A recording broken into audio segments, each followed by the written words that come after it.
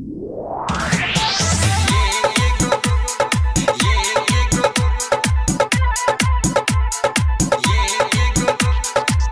बादल राज, DJ बादल राज, DJ बादल राज। ये गो गाल पर दूध गोती ले गेल छुरिया ई हमारो दिल।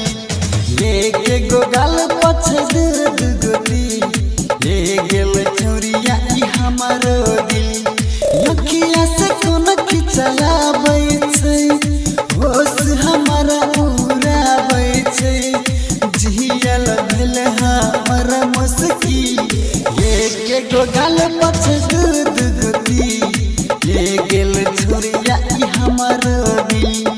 ये गो गाल पछ दूध गोती ले गेल छुरिया ई हमारो दिल। आप सुन रहे हो हटवाड़ा से नरेश म्यूजिक की प्रस्तुति। डीजे बादल राज, डीजे बादल राज, डीजे बादल राज। पहिले नजर में हमरा होई गेल एकरा से प्यार हो। यखिया से यखिया मिलले होई गेल नैना चार हो। पहिले नजर में हमरा होई गेल एकरा से प्यार हो। यखिया से यखिया मिलले होई गेल नैना चार हो। हमरा बुझाइयो के न दाना भी ले गेल छुरिया ई हमारो दिल। ये गो गाल पछ दूध गोती ले गेल छुरिया ई हमारो दिल। ये गो गाल पछ दूध गोती ले गेल छुरिया ई हमारो दिल। आप सुन रहे हो हटवाड़ा से नरेश म्यूजिक की प्रस्तुति। डीजे बादल राज, डीजे बादल राज, डीजे बादल राज।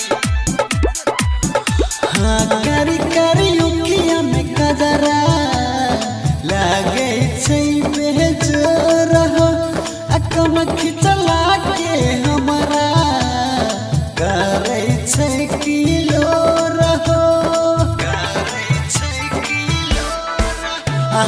कारी कारी उखिया में कजरा लागे छै बेजोर हो।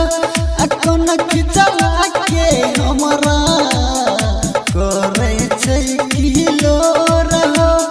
सिंगर नरेश जी कहे झुमी ले गेल छुरिया ई हमारो दिल।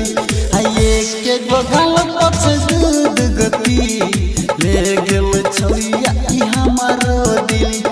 ये गो गाल पछ दूध गोती ले गेल छुरिया ई हमारो दिल। यखिया से कोन खिचला छै होश हमारा उड़ा छै। जियल भेल हमर मुस्की ये गो गाल पछ दूध गोती ले गेल छुरिया ई हमारो दिल। ये गो गाल पछ दूध